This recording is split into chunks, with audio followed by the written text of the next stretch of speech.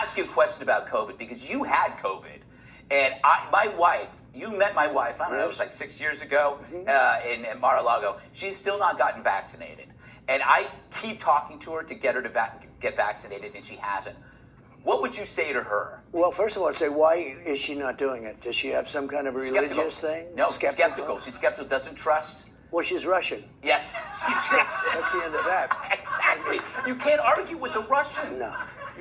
Very smart. Yeah. And very hard-headed. Yes. I think I know your wife a little bit, right? Yes. But she's great, and let her do what she wants to do. I got vaccinated, and I feel very good. I think we saved millions and millions. Exactly. So I would recommend, but I also say that let her have her freedoms. You know the word freedom, right? Yeah, exactly. And with you, she needs freedom. She needs a lot of freedom from me, I found. Yeah, well, I think I probably have to agree with that. Oh, here's a question. I bet no one's ever asked you this. I think I might know the answer. How hard is it being president from a scale to 1 to 10? Well, I had two forms of presidency. Number one, I had to run the country, work on the world, and do things. And the other thing, I had to survive. Yeah.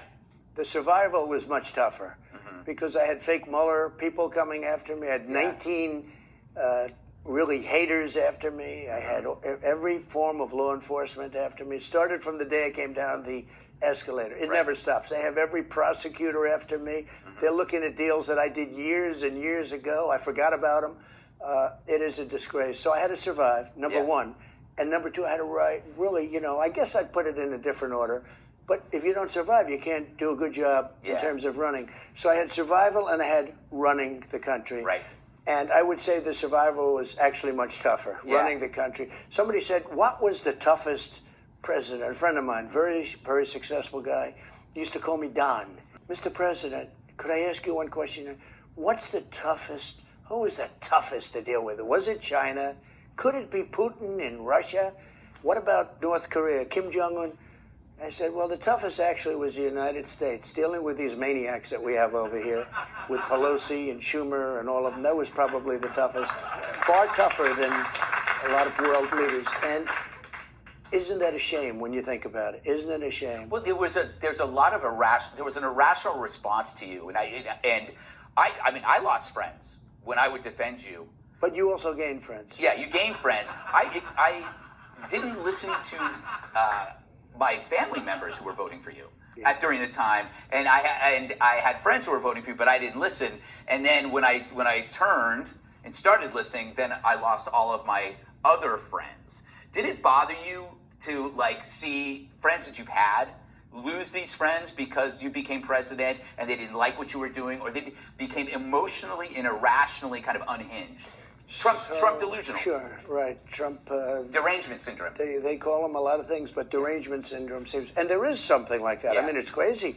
And why would they do that? We rebuilt the military. We took care of everything. We came up, whether you say vaccines or helping people medically, right to try, where they were able to try somebody dying. Yeah. And we have drugs that might work and you couldn't use them. None of that mattered because it was an emotional response. Taxes, by the way, regulations, the largest tax cut in history, largest regulation cut by far in history, all records. But why did people respond emotionally to you rather than rationally? It must be my personality. That's what I can think. I mean, we did a great job.